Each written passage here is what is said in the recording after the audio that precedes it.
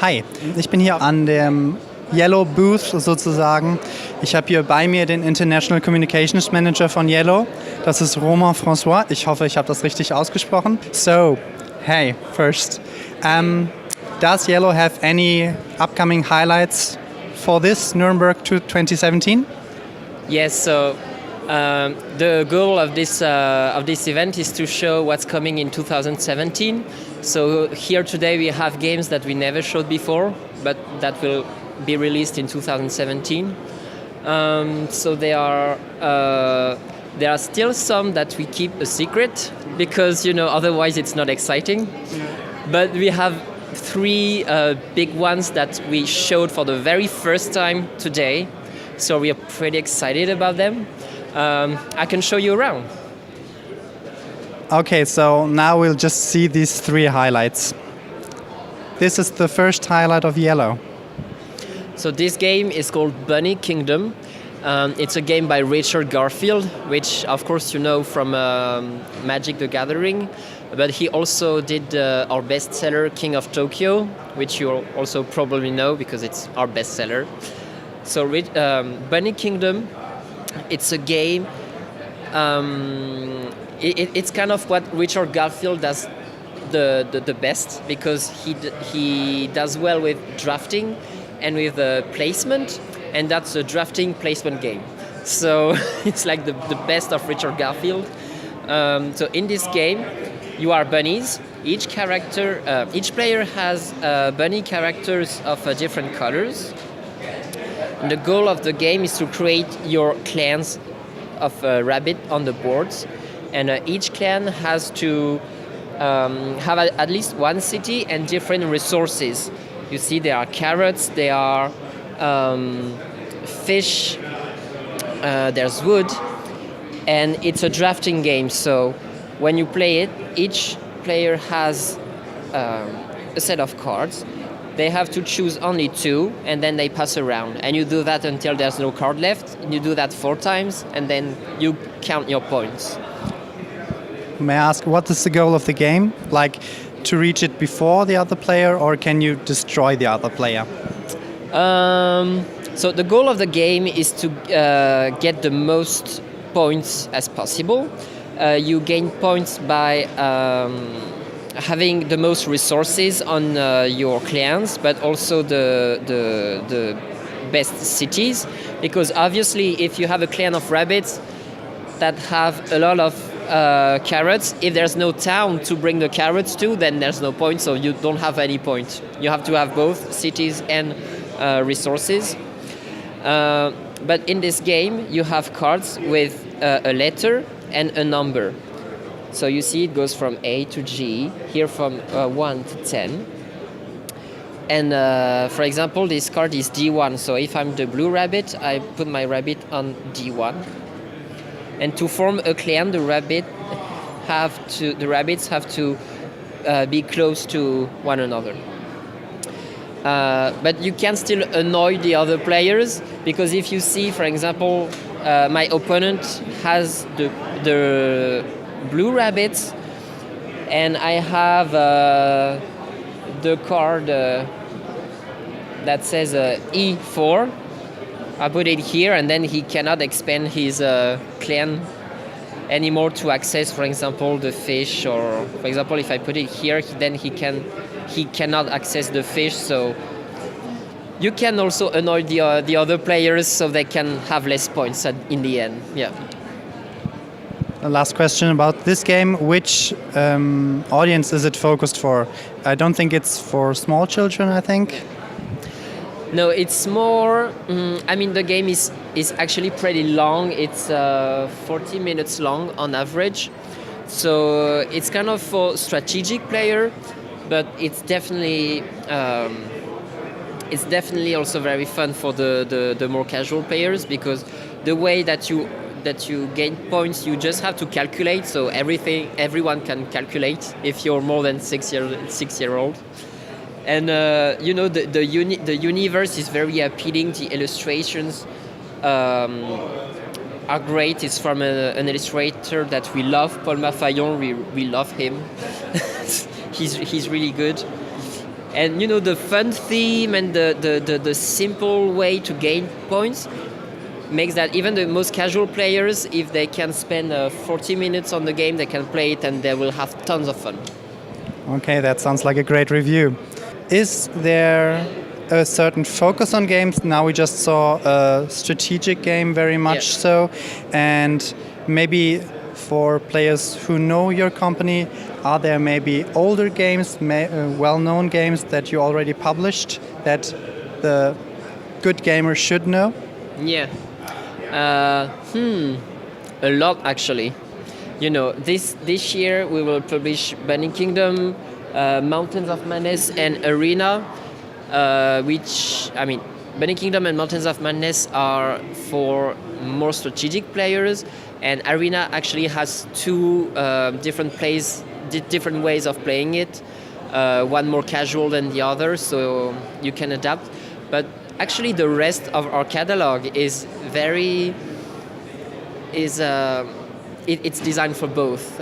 For example, we have a whole set of games that cost 25 euros, and they are all under the same philosophy of very beautiful game, very artsy-fartsy games that are extremely simple to explain to people, extremely simple to play, but also with a strategic depth. So generally speaking, 90% of the time when we develop games for both strategic players and the most casual players. Yeah, Burning Kingdom is kind of an exception, actually. Okay, so a well-rounded catalog for all players. Yeah, but I would definitely recommend Kanagawa. Everyone loves it. Okay. Easy question, do you have a motto? No, we don't have a motto in Europe, but we do have one in the United States, which is, we know games. They certainly seem to do so. Yellow announced that they will be distributing their games differently this year. Yeah. And that's through Huch and Friends. Yeah. Our question is if they will have an active part in adapting and working with the games before they get published. A little, yes.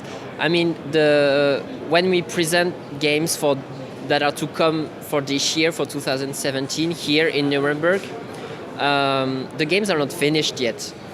For example, the copy of Burning Kingdom that you see, it's not the finished box. The cards are just printed with a regular printer. It's just the prototypes, and we're here to show the prototypes.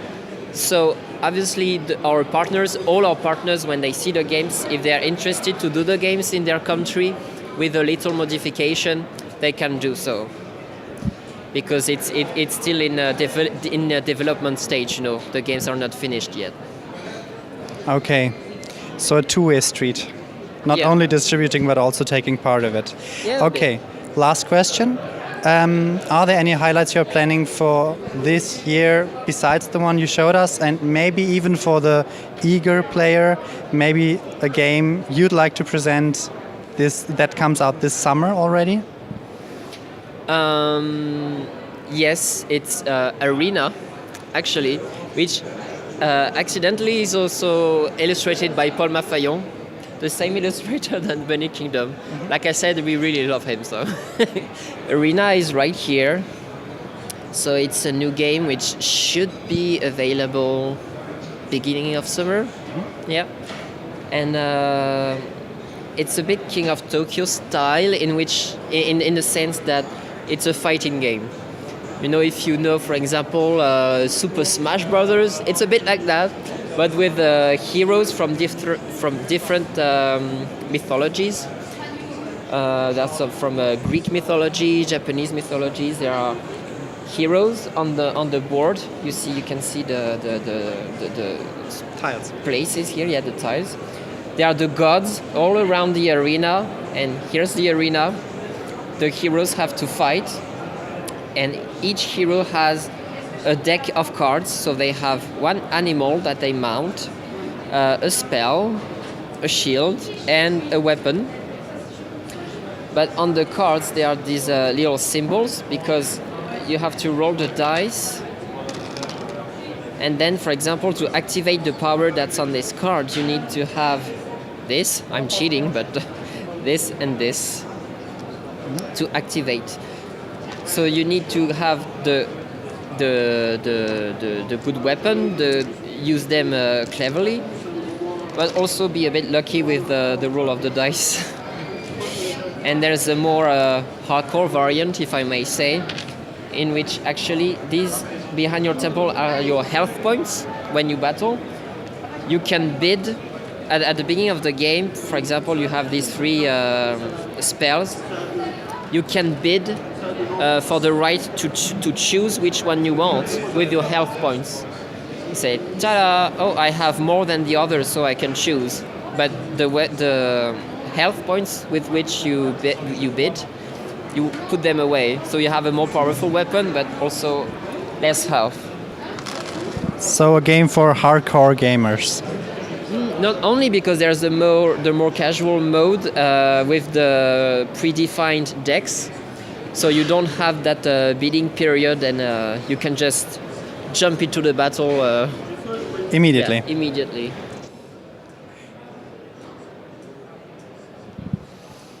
So this is Mountains of Madness. That's another game, new game that's coming this year. This game is actually inspired by the novel At the Mountains of Madness by H.P. Lovecraft, which I'm sure you know. And this is a prototype of the game, so it's not finished. But there's the mountain, and behind each step of the mountain there are some equipments that the leader, you're on a plane, you're flying over the mountain, and the leader has to collect the equipments from the other players. The other players have these type of cards with equipments on them. For example, on this card there are 2 weapons. That sounds easy, right? But it's not. Because the higher you fly, the more affliction you have. So these are madness cards. When you have a madness card, you cannot tell the others what your madness is, but you have to apply the madness. And the madness are really crazy because they forbid you to speak the right number. You can only speak in questions. You have to look under the table before you... And of course the other people, since they don't know why you're doing it, they're like, what's happening? And when you play it, it's tons of fun. For example, this one is... I don't use my thumbs to hold the cards, so that's a level 1, so it's quite okay. But I only speak in questions, and I can only answer by yes or no. And you have to keep in mind that you only have 30 seconds to get the right equipments from the other players, knowing that some injuries will go your way if you don't have the right equipment during the 30 seconds. So usually at the yellow office, when you suddenly hear someone scream with laughter, it means that some people are testing Mountains of Madness. So the goal of the game is to reach the mountain without losing all your sanity. Yeah, you need to reach the top and escape.